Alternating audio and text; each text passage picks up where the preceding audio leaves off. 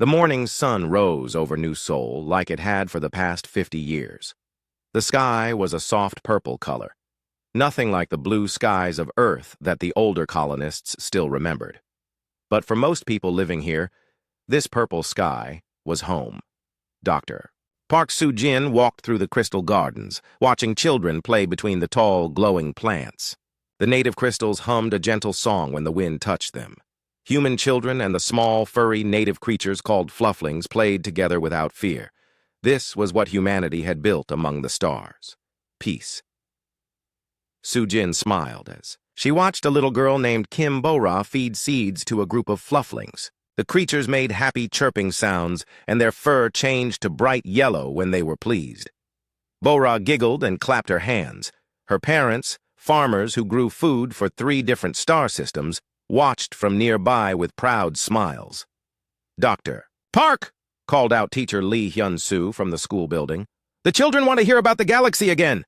Soo-jin nodded and followed him inside. 30 young faces looked up at her with bright, curious eyes. These children had never seen war. They had never known fear of other species. To them, the galaxy was a wonderful place full of friends. Tell us about the Zelkari, shouted one boy. And the Morphins, added a girl. Soo-jin sat down among them. Well, the Zelkari are very tall and have blue skin. They love to build beautiful cities that float in their oceans. And the Morphins are small and covered in soft fur. They make the most amazing music. With their voices. The children listened with wide eyes.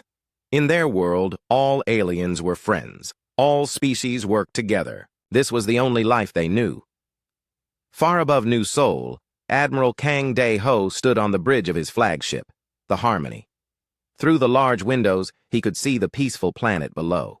His ship was called a warship, but it had never fired. Its weapons in anger, the guns were old and basic, meant only to scare away pirates or deal with space rocks.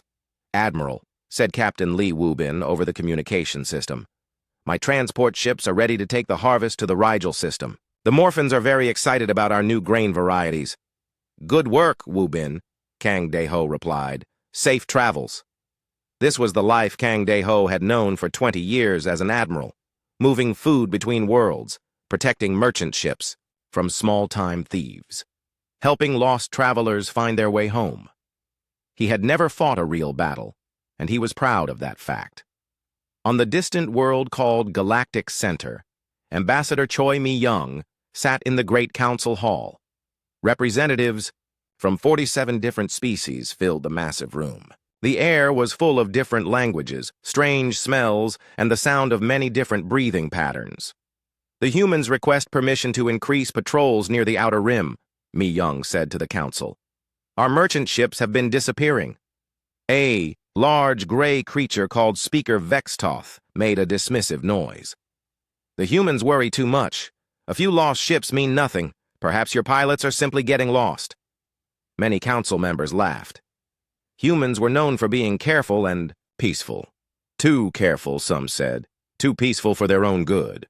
We believe the Vorthok Empire may be involved, Mi-young continued. The laughter stopped. The Vorthok were known throughout the galaxy as warriors. Their empire was built on conquest and strength. They looked like giant insects with metal armor, grown into their skin. Most species feared them, but the galaxy had been at peace for over 100 years. The Vorthok follow the peace treaties, said Council Leader Mordesh. You humans see danger where none exists. This is why we handle galactic security. You may continue your merchant activities, but no military patrols. Mi-young felt frustrated, but she nodded. This was how things worked in the galaxy. Humans were the merchants, the farmers, the teachers. Others handled the fighting, though there had been no real fighting in generations. In the dark space between stars, a Vorthok fleet moved silently toward human territory. Supreme War Chief Thakmor stood in his command ship, studying maps of human worlds. His insect eyes gleamed with hunger and hatred. Look at these soft creatures, he hissed to his officers. They spread across the galaxy like a disease. They make friends with prey animals. They grow food instead of taking it. They are weak. The Council protects them, said Sub-Commander Veshkar. The Council is weak too, Thakmor replied. They have forgotten that only the strong deserve to live. These humans are parasites. They make the galaxy soft. They must be removed. Thakamor had been planning this for years. The human colonies were far from the main council worlds. By the time anyone could respond, it would be too late. The galaxy would see that the Vorthak were still the strongest warriors in known space. Back on New Sol, life continued peacefully. Farmer Kim Dong-won harvested his crops while singing old Earth songs. His wife, Soon Young, prepared meals for the harvest workers. Their daughter, Bo-ra, played in the crystal gardens, not knowing that death was coming toward her world. Dr. Su-jin finished her daily research, documenting how human farming helped the native plants grow stronger. She sent her reports to universities across the galaxy. Her work showed that humans and alien life could exist together beautifully. Captain Lee Woo-bin loaded his transport ships with grain, fruits, and vegetables. Tomorrow he would begin his journey to the Rigel system. The Morphins. There were depending on this food to feed their growing population. It was good work, important work, peaceful work. Admiral Kang Dae-ho reviewed his patrol schedules. His ships protected 17 star systems, but they rarely found any real danger. Space pirates were becoming rare. Most criminals preferred to steal through trade deals rather than open violence. The galaxy was truly becoming more civilized. In her apartment overlooking the capital city, Ambassador Mi-young video-called her family on Earth. Her brother, Park Jae-min, was a teacher there. Her sister, Yoo Eun-hae, was a doctor. They talked about normal things, work, friends, the weather. None of them imagined that everything was about to change. The Vorthak fleet moved closer. Their ships were black and covered in sharp spikes. Each vessel was built for one purpose only, to destroy. The crews inside were hungry for battle. They had been peaceful for too long. Their war chief had promised them that soon they would feast on the fear of their enemies. As the purple sun set over New Sol, children went to bed safely in their homes. Parents tucked them in with stories of friendly aliens and peaceful tomorrows. Teachers prepared lessons about cooperation and understanding. Farmers planned next year's crops. None of them knew that in just a few days, their peaceful world would become glass and ash. None of them could imagine that the galaxy they trusted would watch them die and do nothing. None of them suspected that their deaths would wake something in humanity that had been sleeping for centuries. The galaxy thought it knew humans, peaceful traders, gentle farmers, weak diplomats who talked instead of fighting. The Vorthak were about to teach the galaxy how wrong they were, but they were also about to learn why humans had really stopped fighting each other. It was not because they had forgotten how to make war. It was because they had become too good at it. They had learned to destroy so completely that they had scared themselves into peace. The Vorthak Empire was about to remind humanity why they had once been the most feared species in their home solar system. Soon, they would become the most feared species in the entire galaxy. The last peaceful night in human space was ending. Tomorrow would bring fire and death and the birth of monsters. The attack began at exactly 0600 hours, Galactic Standard Time. Dr. Park Soo-jin was having breakfast with the orphaned children at the care center when the sky started burning. She looked up through the crystal dome and saw ships dropping through the purple atmosphere. They were black and ugly, covered in spikes that hurt to look at. "Children, get under the tables," she said calmly, though her heart was racing. "This is just a drill."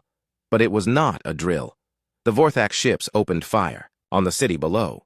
Their weapons were not normal plasma cannons or laser batteries. They were antimatter bombs, weapons banned by every galactic treaty for over 200 years.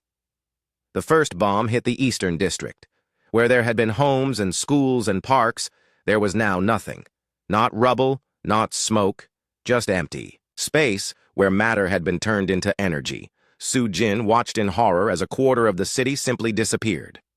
"Dr. Park!" shouted Teacher Lee Hyun-soo as he ran into the building.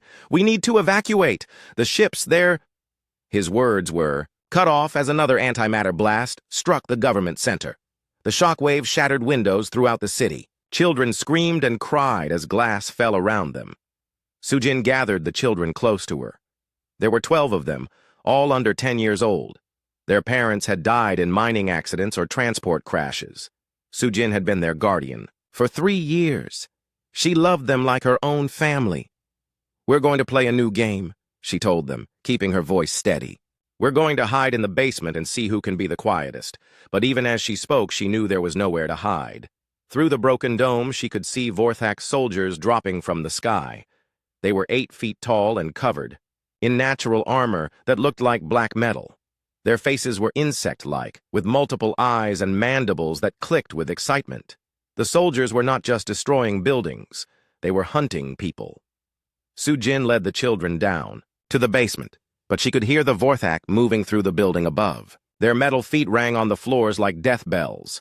She activated her emergency communicator and sent a final message to anyone who might be listening. "This is Dr. Park Sujin at the New Seoul Care Center. The Vorthak are using antimatter weapons. They're killing civilians, including children. If anyone receives this message, please remember us. Please remember that we existed." The basement door exploded inward. 3 Vorthak soldiers stood in the doorway, their weapons aimed at the small group of humans huddled in the corner. The children pressed against Sujin, too scared to even cry. The lead soldier spoke in broken human language. "Weak things. Soft things. Galaxy better without you." Sujin stood up, placing herself between the soldiers and the children.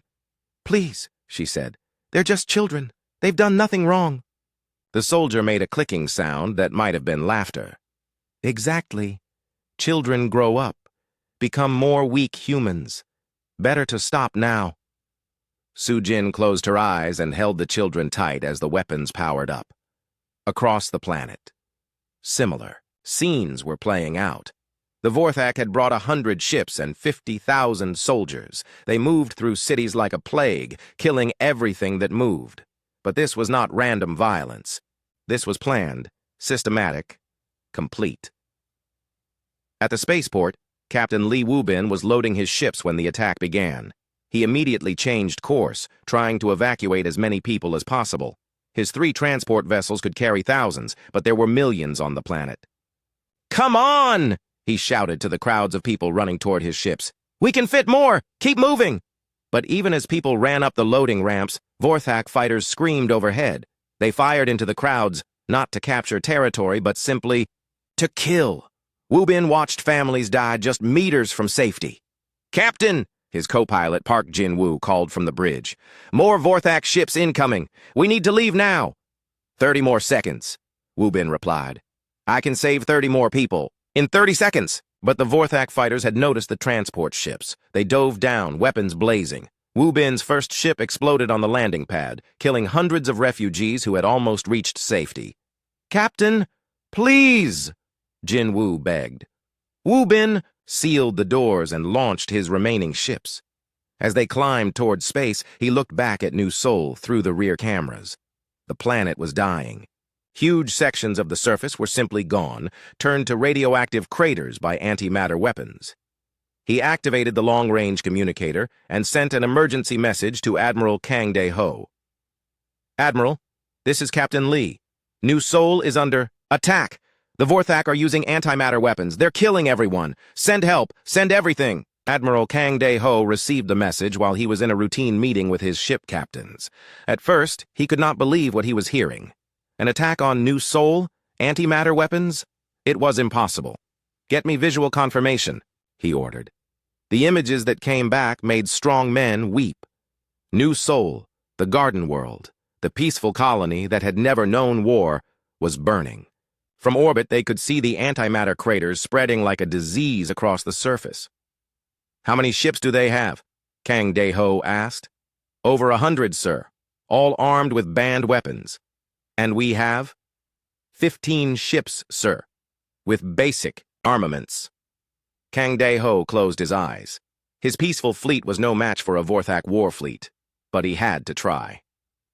"All ships, jump to New Seoul immediately. We're going to fight." But by the time they arrived, it was too late. The Vorthak fleet was already leaving. New Seoul was a dead world, its surface cracked and burning. 12 million people had lived there in the morning. By evening, nothing was left but radioactive glass. The same thing was happening at New Busan and New Jeju. 3 human worlds, 36 million people wiped out in a single day. The Vorthak had not tried to conquer or enslave. They had simply erased. Captain Lee Wubin's 2 surviving ships limped back to the nearest human base. He had saved 800 people out of 12 million. 800 survivors who would carry the memory of that day for the rest of their lives. "They hunted us," whispered a young girl named Kim So-min, "like animals. But worse. Animals kill for food. The Vorthak killed for fun." The news reached the Galactic Council within hours. Emergency sessions were called, speeches were made. There was talk of sanctions and economic pressure and diplomatic solutions. Ambassador Choi Mi-young stood before the council, no longer the polite diplomat she had been. Her clothes were black now, mourning clothes for 36 million dead. 36 million civilians, she said, her voice cold and steady. Including 4 million children, killed with banned weapons, hunted for sport. And you want to negotiate? Council leader Mordesh made soothing gestures. Ambassador, we understand your grief, but war is not the answer. We will impose the strongest possible sanctions on the Vorthak Empire. Sanctions? Mi-young laughed, but there was no humor in the sound. You're going to punish genocide with trade restrictions? The galactic community does not solve problems through violence, declared Speaker Vextoth. This tragic incident must not be allowed to escalate. Tragic incident? Mi-young's voice rose for the first time in 20 years of diplomatic service. They turned 3 worlds into glass. They murdered children in their beds. And you call it an incident? But the council had already decided. There would be economic sanctions. The Vorthak would be censured. Peace would be maintained. The galaxy would move on as it always did. Mi-young left the council chambers and sent a message to Earth, to Admiral Kang De-ho, to every human leader in known space. It was time to tell them something that the galaxy had forgotten, something that humanity itself had almost forgotten. Humans had not achieved peace because they were naturally gentle. They had achieved peace because they had learned to be terrifying. For 300 years, they had chosen to be the galaxy's farmers and traders and teachers. They had chosen to build instead of destroy, but choice could be taken away. The galaxy was about to learn why humans had really stopped fighting wars among themselves. It was not because they had evolved beyond violence. It was because they had become so good at violence that they had scared themselves into stopping. The Vorthak Empire had just reminded humanity what they were capable of. Soon, the rest of the galaxy would remember too. The message from Ambassador Choi Mi-young reached Earth 3 days after the genocide. It was not sent through normal diplomatic channels. Instead, it went directly to a small building in the mountains of Korea, a place that most humans had forgotten existed. General Park Jong-soo had been retired for 15 years. He spent his days growing vegetables and reading old books. His neighbors knew him as a quiet man who helped fix their farm equipment and told good stories about the old days. They did not know that he had once been humanity's greatest military strategist. When the encrypted message reached his personal communicator, Park Jong-soo was feeding chickens behind his small house. He read the message twice, then sat down heavily on a wooden stool. 36 million dead. 3 worlds turned to glass. The galaxy calling it an incident. He walked inside and opened a sealed closet that had not been touched in 15 years. Inside were his old uniforms and medals, but those were not what he needed now. He pulled out a small device and pressed his thumb to the scanner. Across human space, similar devices activated in the homes of retired soldiers, scientists, and engineers. Men and women who had spent decades living peaceful lives suddenly remembered what they had been before the peace. Dr. Kim Tae-hyung stopped teaching history at Seoul University and began accessing classified military archives. Engineer Nam Ki-woo left his job designing farming equipment and returned to his old laboratory. Within hours, secret facilities that had been dormant for generations began to hum with activity. Captain Yu Sora was commanding a simple patrol ship near the Centauri system when she received new orders. Report to Facility 7 immediately. Bring no personal items. Tell no one where you are going. Facility 7 had been built into an asteroid 300 years ago, during humanity's last great war against themselves. Sora had heard stories about it, but she had never believed them. As her shuttle approached the hidden entrance, she realized the stories had been too small. The facility was enormous, carved deep into the asteroid's core. Thousands of people were already there, workers she had never seen before. They wore no uniforms, carried no identification, but they moved with purpose and efficiency that spoke of long preparation. "Captain Yu," said a woman with gray hair and kind eyes, "I am Dr. Song Mina. Welcome to the real human military." "The real military?" Sora asked. "But we've been at peace for centuries." Dr. Song smiled sadly. "We have been at peace because we prepared for war. Come, let me show you what your species is truly capable of." They walked through corridors lined with manufacturing equipment that hummed with quiet power. In one room, scientists worked on weapons that violated every known law of physics.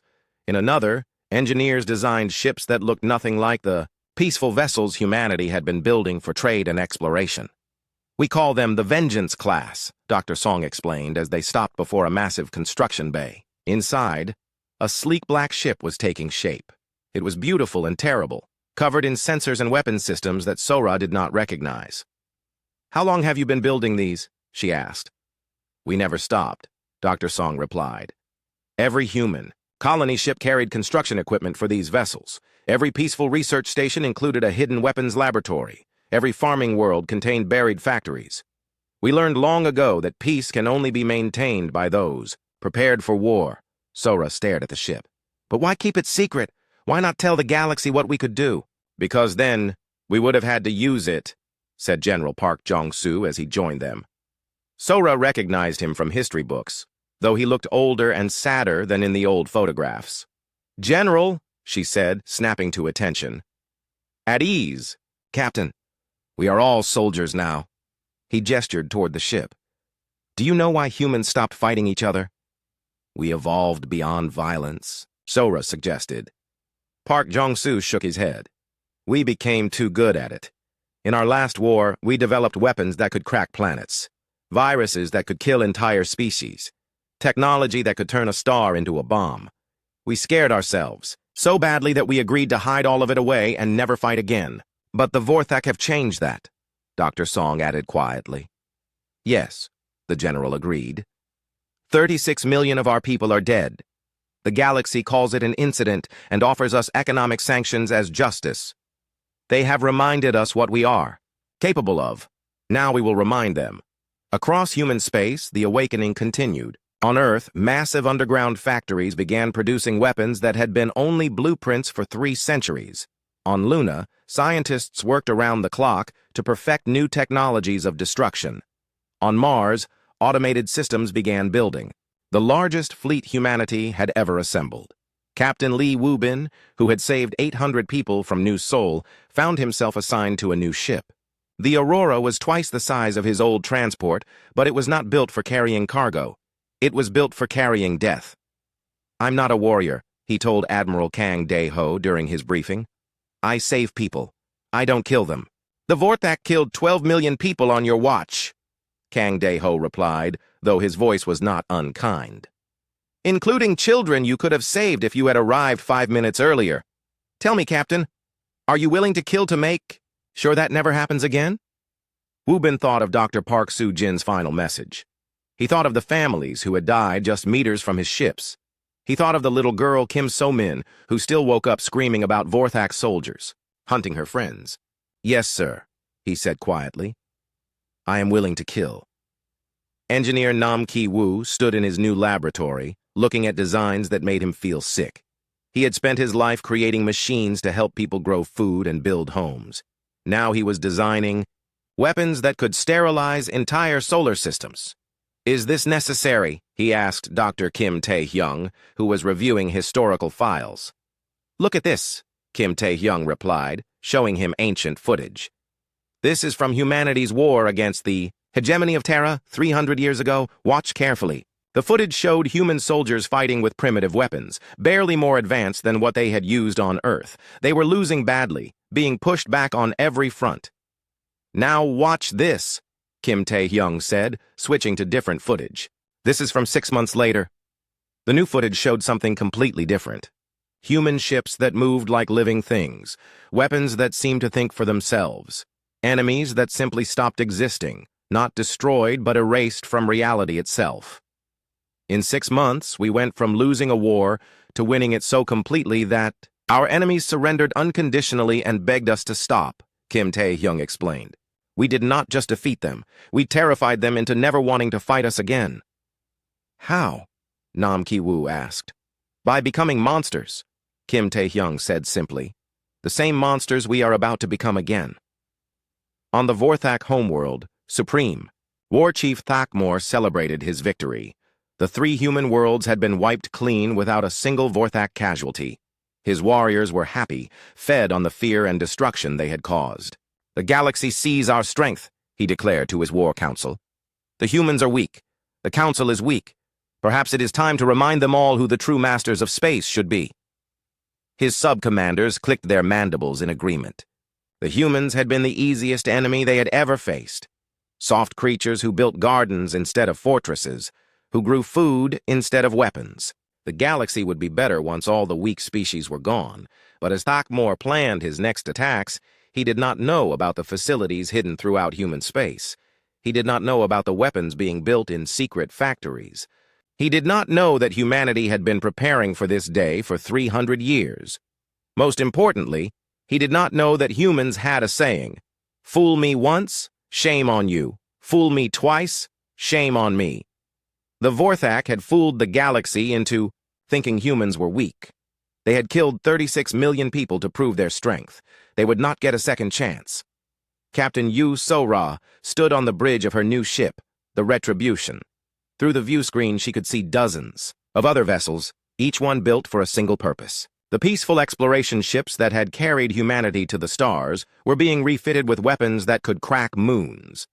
The transport vessels that had fed alien worlds now carried bombs that could sterilize planets. All ships report ready, her communications officer announced. Good, So-ra replied. Send a message to Admiral Kang Dae-ho. Tell him the hunt is about to begin. The message was brief. The children are awake. It's time to play.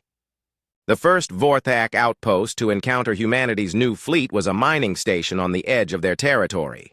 Sub-Commander Kreshtar was feeling confident as he watched his sensors. The human ship approaching was small and alone. Easy prey. Should we hail them and demand surrender? Asked his communications officer. No, Kreshtar replied with a clicking laugh. Let them come close. We will capture them alive and learn about their defenses. Then we will hunt down the rest of their fleet. The human ship was called the Retribution. It looked different from the peaceful vessels the Vorthak had destroyed at New Sol. This one was sleek and black, covered in sensors and weapons that seemed to watch everything around them. Captain Yu So-ra sat in her command chair, studying the Vorthak station. It was heavily armed with plasma cannons and missile launchers. 6 months ago, it would have been impossible for her single ship to attack such a target. Ma'am, said her weapons officer, Lieutenant Park Sung-ho. We have target lock. All systems ready. Remember, So-ra said quietly, these are the creatures that murdered children for fun. Show them the same mercy they showed Dr. Park Soo-jin. The Retribution opened fire.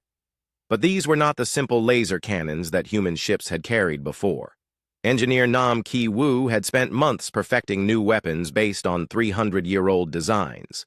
The first shot was a gravity bomb that twisted space itself around the Vorthak station. Sub-Commander Kreshtar watched in horror as his station began to fold in on itself. Metal bent like paper. Soldiers were crushed by forces they could not understand. Emergency systems screamed. Warnings about spatial distortions. Return fire, he ordered. The station's weapons fired, but the plasma bolts passed through empty space. The human ship had not moved, but somehow it was no longer where their sensors said it should be. Impossible, Kreshtar whispered. The second shot from the Retribution was a molecular disruptor, another weapon that had been hidden away since humanity's last great war. It did not destroy the station so much as convince its atoms to stop being a station.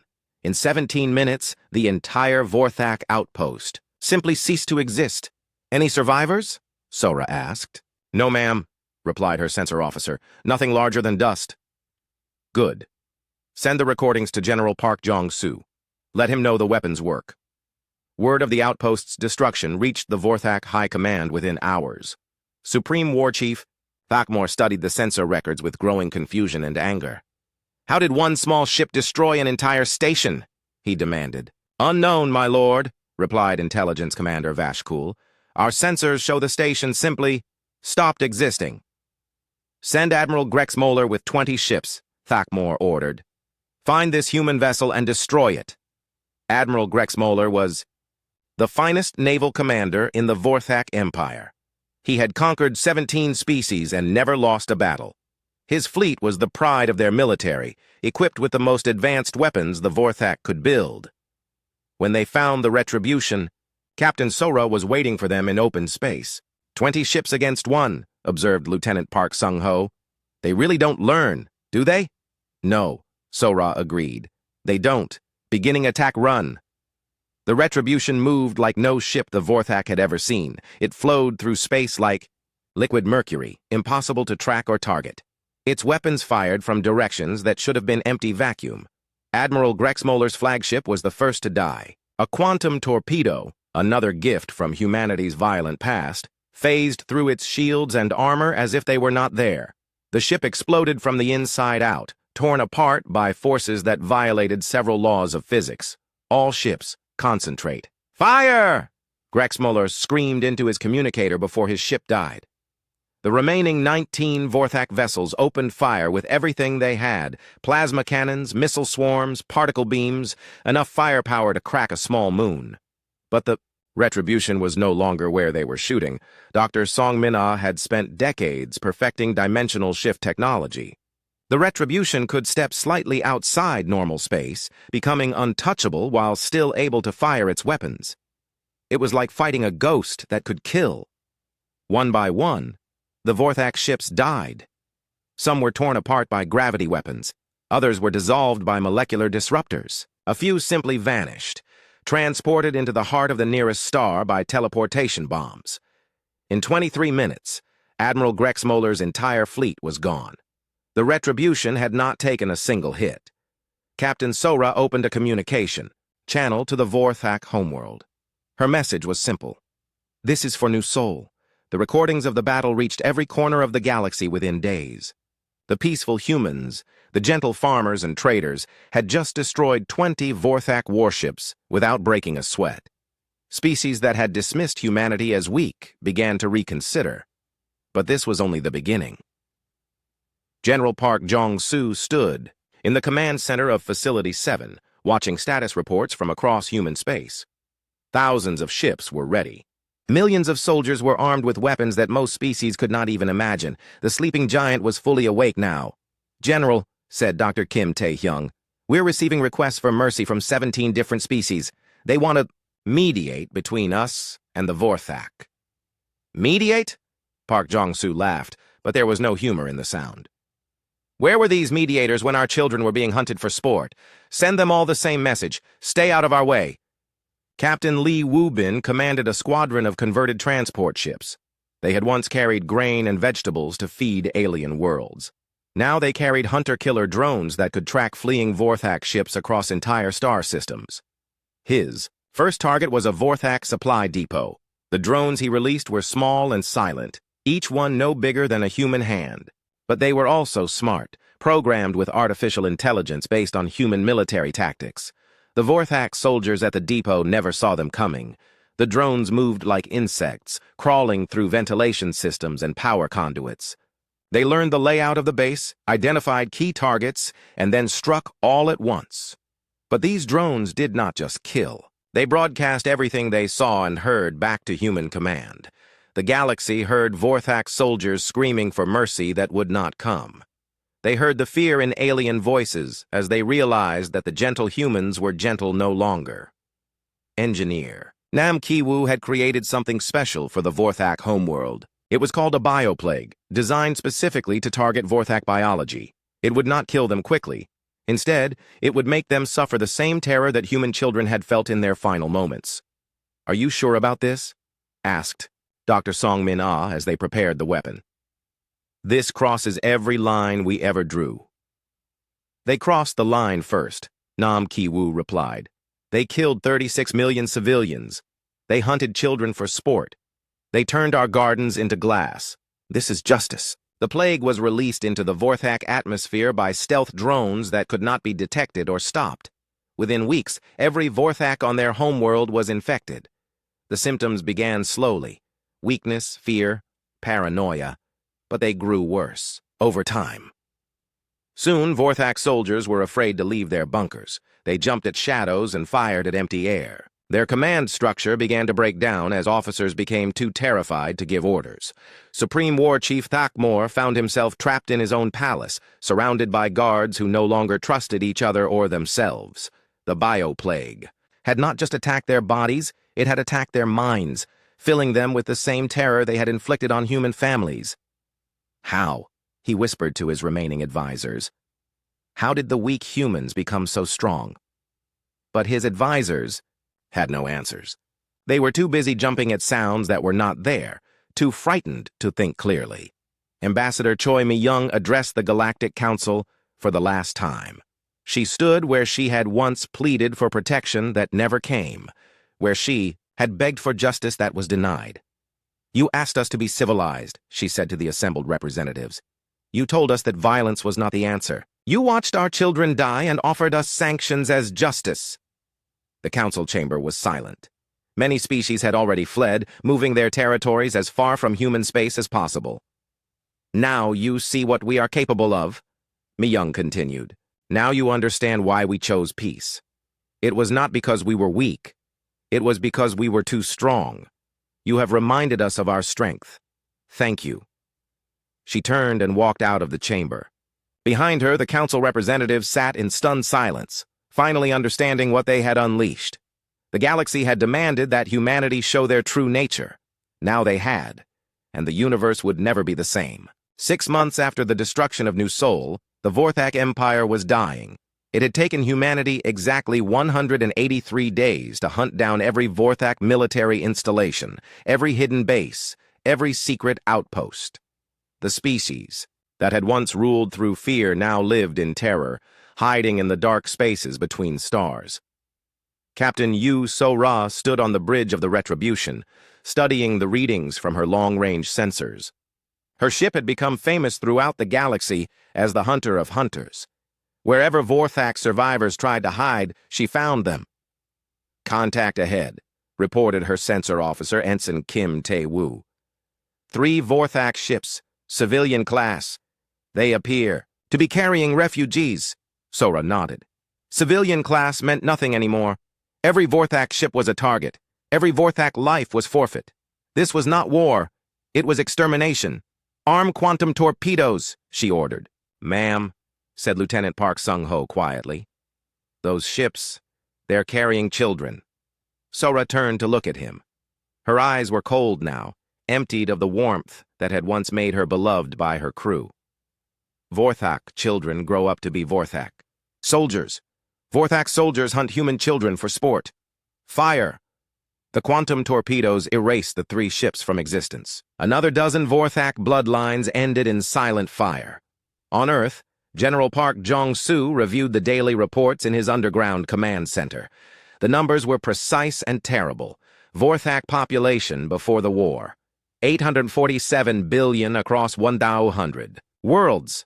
Current Vorthak population: 12 million across 23 hidden colonies. "General," said Dr. Kim Tae-hyung, entering the command center with a thick folder, "I have the final targeting data for Operation Stillbirth."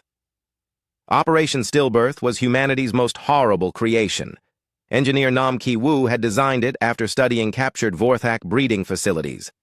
The operation would target every nursery, world, every egg-laying facility, every place where young Vorthak were raised. "How many?" Park Jong-soo asked. 437 breeding facilities across the galaxy, Kim Tae-hyung replied. "Our intelligence suggests this represents the entire next generation of their species." Park Jong-soo studied the folder. Inside were detailed plans for destroying every place where Vorthak children grew and learned. It was monstrous. It was also necessary.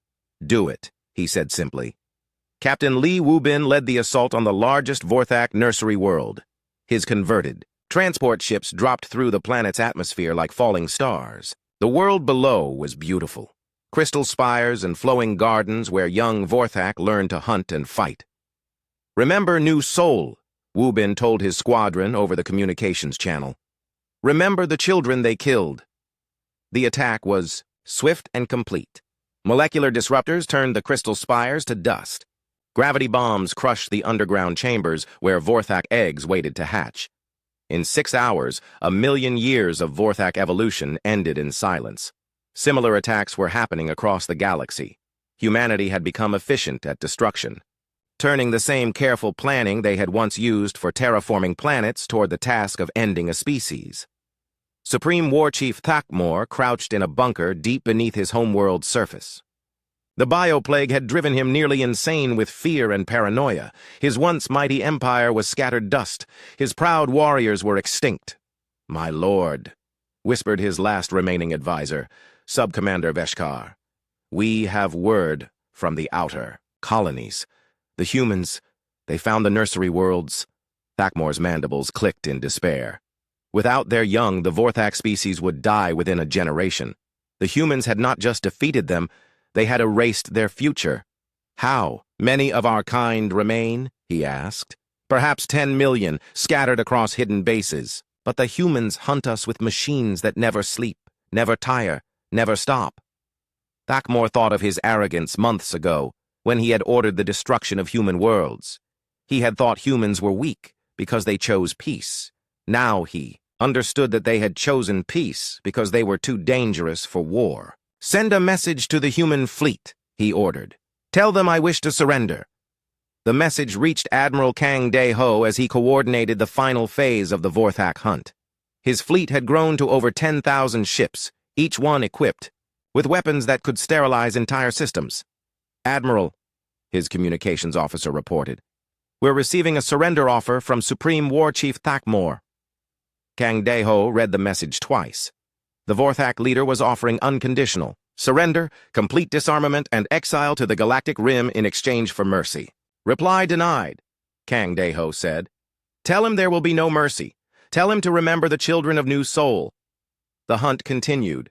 Dr. Song Min-ah had created something called the Ghost Fleet, automated ships that required no human crews. They patrolled the dark spaces between galaxies, hunting for Vorthak refugees who might try to escape to other star clusters. The ships were guided by artificial intelligence that had been programmed with one simple directive: find all Vorthak. Kill all Vorthak. Never stop. Even if humanity decided to show mercy, the Ghost Fleet would continue its mission for 10,000 years. There would be no escape, no hiding, no reprieve. Engineer Nam Ki-woo sat in his laboratory, surrounded by weapons that had no names because they were too terrible to speak of. He had created viruses that could follow bloodlines across generations, bombs that could ignite a planet's atmosphere, machines that could turn a star into a weapon. "Are we still human?" he asked Dr. Kim Tae-hyung during one of their planning sessions. "Does it matter?" Kim Tae-hyung replied. "The galaxy wanted to see what we were capable of. Now they know." The end came on a small asteroid base in the Outer Rim. Captain Yu So-ra had tracked the last group of Vorthak survivors to their final hiding place. There were only a few thousand left, the last remnants of a species that had once ruled a quarter of the galaxy. Supreme War Chief Thakmor stood in the asteroid's command center, watching human ships surround his base. He was old now, aged beyond, his years by fear and defeat. The proud warrior who had ordered genocide was now a broken creature waiting for death. "Sir," said Veshkar, "they're demanding to speak with you."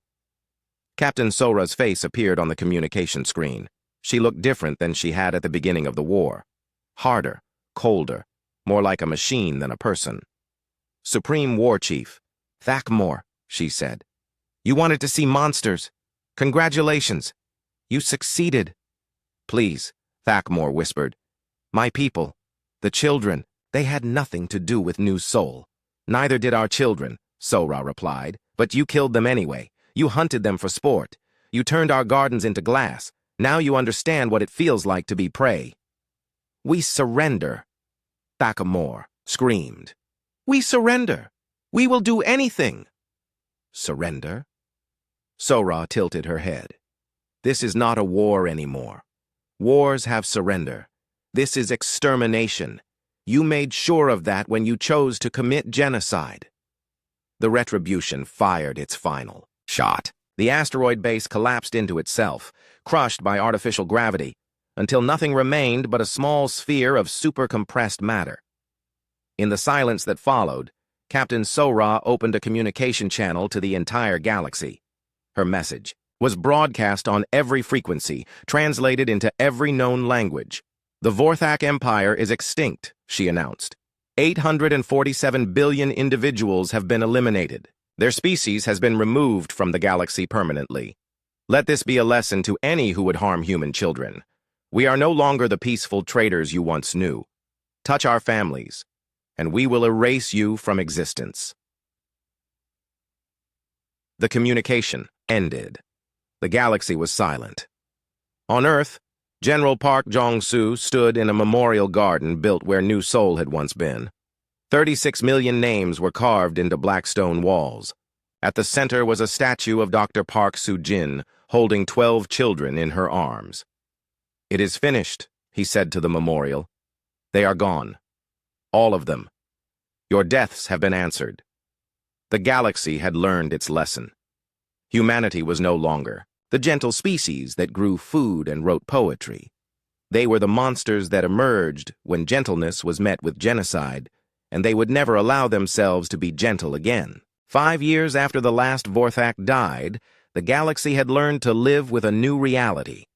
Captain Yu Sora commanded the largest fleet in known space from her flagship, the Retribution. 50,000 human warships patrolled every major trade route, every strategic system, every corner of civilized space. They were not there as peacekeepers. They were there as a promise. "Captain," reported her new communications officer, Lieutenant Bae Ji-young, "we're receiving a distress call from the Zelkari homeworld. The Kraxon Empire is threatening invasion." Sora studied the tactical display.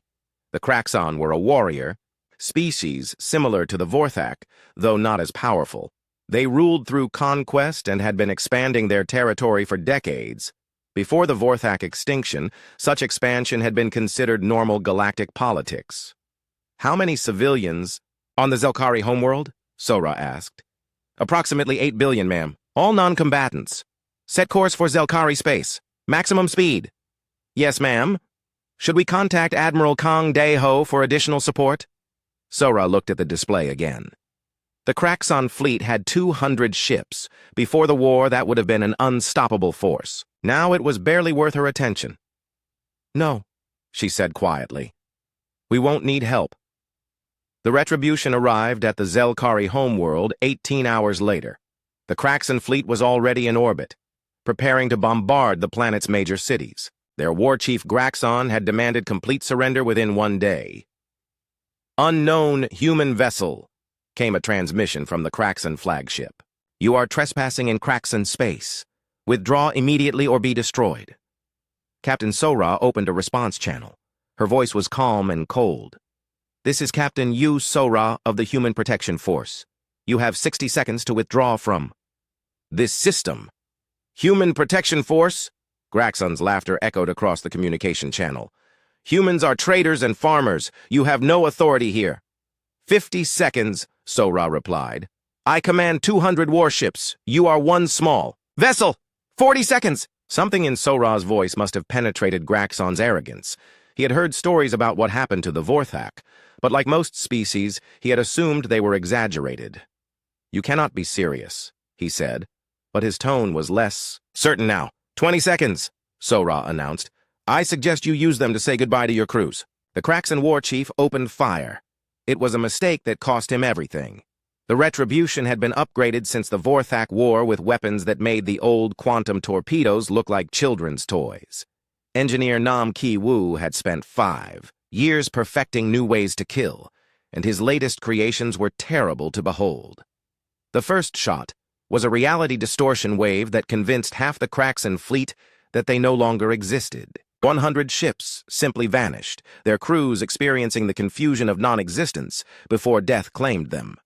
The second shot was a time dilation bomb that trapped the remaining Kraxon vessels in a bubble of accelerated time. From their perspective, they experienced 1,000 years of isolation in the space of 10 seconds.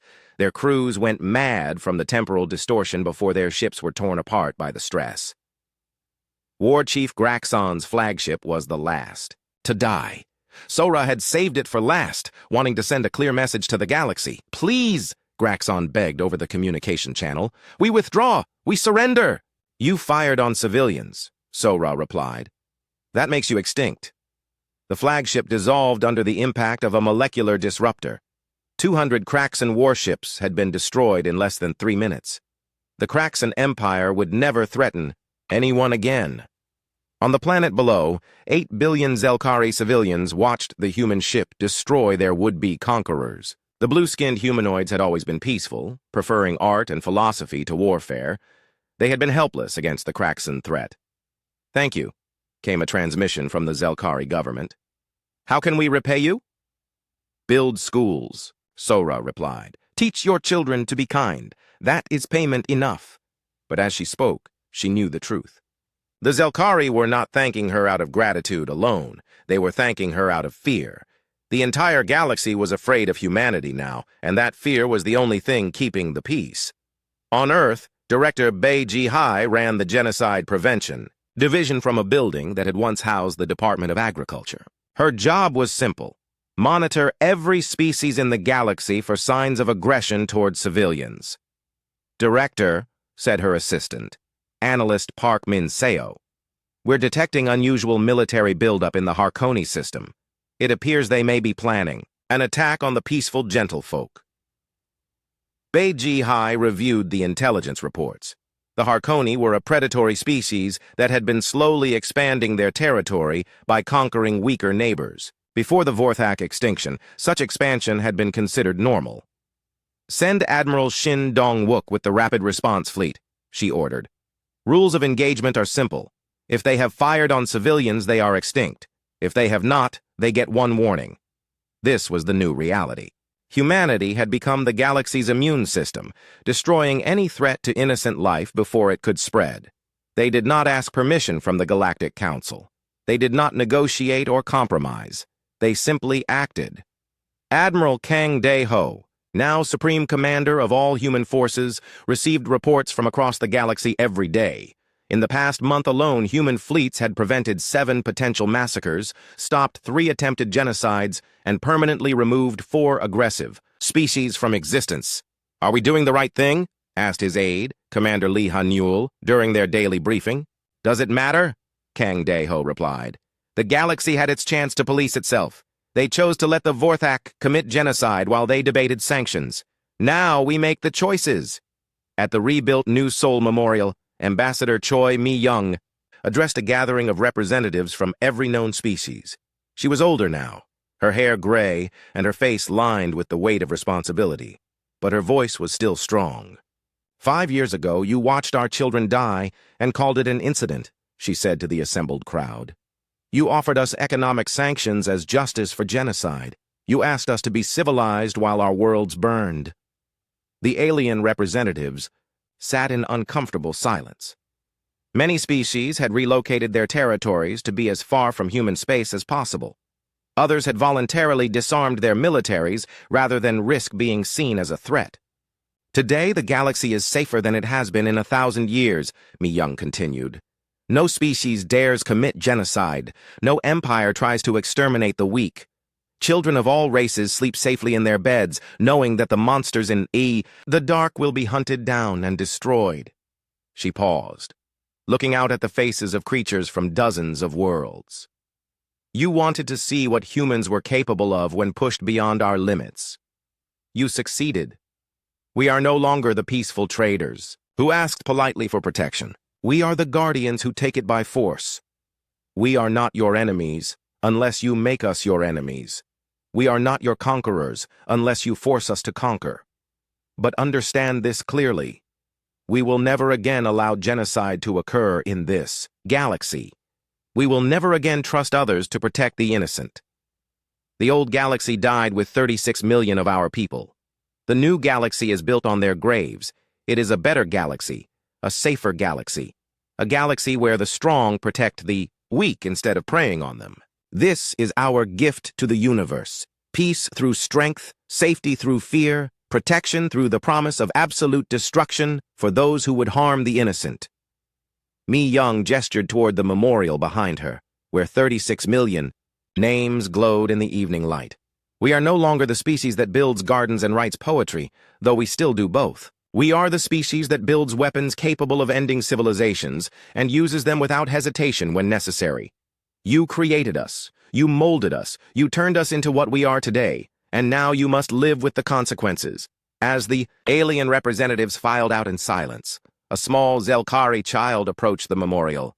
She carried a flower from her homeworld, a delicate blue bloom that her people gave as gifts of gratitude. For the human children, she said in broken standard, placing the flower at the base of Dr. Park Soo-jin's statue.